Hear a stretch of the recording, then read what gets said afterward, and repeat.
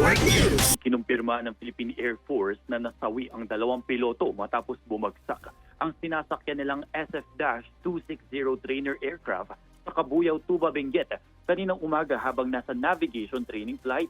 Ayon sa tagapagsalita ng Philippine Air Force na si Colonel Maria Cristina Basco, bumagsak ang eroplano bandang alas 10:30 kaninang umaga habang patungo sana dito sa lungsod ng Baguio. Ngunit na-report lamang ito sa mga otoridad dakong alas 11:40 na. Sa pagsasaliksik pa ng IFM News Baguio, ang SF-260 aircraft ay isa sa 10 eroplano na lumipad mula sa Fernando Air Base sa Lipas City para sa nasabing training mission. Sa paunang ulat pa, isa sa mga sakay ay kinilalang si First Lieutenant Ruth Angelique R. Pastos ng Philippine Air Force habang hindi naman binigay ang pagkakakilanlan ng isa pang uniform male individual.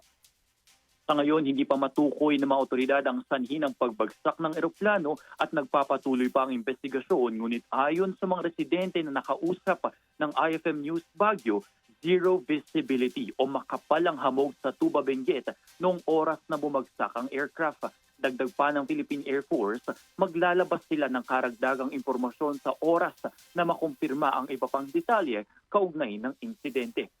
Kasama mo mula dito sa 103.9 IFM Baguio. Ito si Idol Nolly Salio. Tatak, RMN. RMN Network News.